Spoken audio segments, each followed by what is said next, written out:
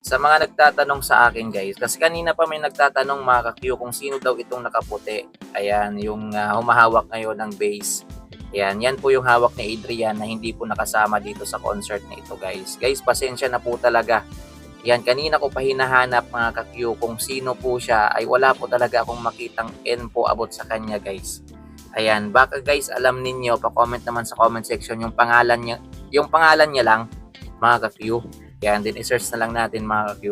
Ang mahalaga ngayon guys ay kahit papano meron pa ring bahista kasi napaka-importante po yan mga ka-Q sa tugtugan ng isang banda. So wala nang problema guys, meron naman silang lead guitar si Boss JB, meron na silang bahista mga Q. Siguro, yan ang sabi kasi sa akin, may pinagtanungan ako kanina guys. Ang sabi ay nagbabanda din po yan na naka-base ngayon sa Canada. Yun nga lang, hindi ko alam kung sino yung pangalan niya mga Q. Pero at least, yan, malaking tulong po yan guys para kahit papano gumanda-ganda po yung tunog ayan, ng tugtugan ng ating mga idol, Elias CTV. Kasi napaka-importante po talaga ng bahista mga Q, lalong-lalo na sa kantang reggae mga Q. So maraming salamat sa kanya guys. Dahil ito, tinulungan niya po na kahit wala si Adrian guys, ay nandito siya para umapuya. Ayan, siya muna yung hawak ng bass. Yan, para po sa concert ng ating mga idol dito po sa Toronto, Canada. Yan. Pero guys, baka alam po ninyo, ayan, pa-comment naman sa comment section. Dahil sa totoo lang, masakit na po talaga yung ulo ko kakahanap mga Q kung sino po siya. Kasi limitado lang po talaga yung ma-search ko dito sa aking Facebook mga Q. Kaya sana alam ninyo, din-comment ko lang guys yung kanyang pangalan. Yan, yung kanyang pangalan guys. Yan, para ma-check din natin at makapagpasalamat din tayo dahil kahit paano mga Q, ito tinulungan niya po. Yan, siya po yung tumatayong bahista po kasi napaka-importante po yan mga Q sa isang banda, alam niyo naman, 'di ba? Yung electric guitar, bass guitar, kailangan talaga yan, drummer. So, meron na silang keyboardist, nandoon naman si Buskit, yung drummer, nandoon naman si Sherwin. Kung iisipin, halos kompleto naman talaga yung tunog. Yan. So, syempre, reggae po yung kanta. So, kailangan talaga, dapat meron pa silang kinuhang saxophone kaso wala na siguro guys.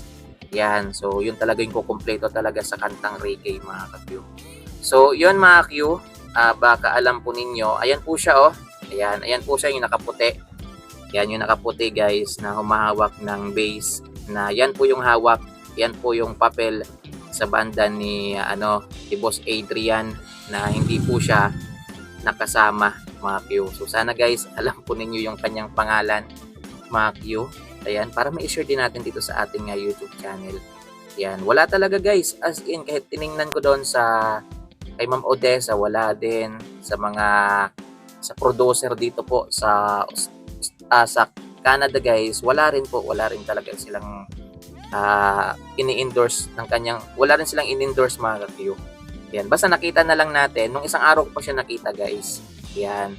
Pero kanina na-confirm natin na siya po yung bahista. Kasi nag-rehearse sila kanina guys, ang Elias CTV at siya na po yung umahawak ng bass. So yun mga Q, at least malaking tulong po yan guys, sa totoo lang.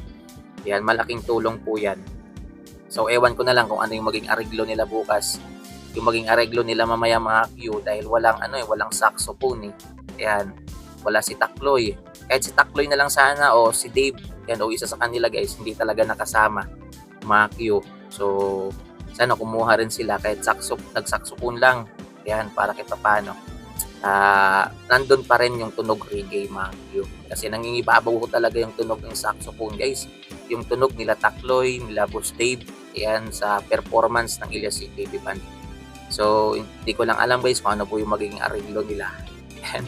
So abangan na lang natin, kaabang-abang po yan mga Q. Yan kung paano to itatawid ng ating mga idol mga Q. At alam ko naman guys na kayang-kaya nila tong itawid mga Q. Yan, so may bahista naman sila. So wala namang problema. Yan, yung lang talaga, yung saxophone, yan yung Boss Takloy lang talaga. Pero tingnan na lang natin mamaya guys. Ayan, so good luck po sa ating mga idol guys. Pag-pray natin na maging successful po itong concert. At huwag kayong mag-alala guys kasi parang pwede pa namang humabol yung 4 mga Q o kahit sino sa kanila guys by November 28 naman. Ayan, sa Calgary. Ayan, so pag-pray natin guys na may makahabol po sa kanila. Yan, maayos po. Kasi may ilang araw pa eh. Yan, 22 pa lang ngayon. So yung Calgary nila, 28.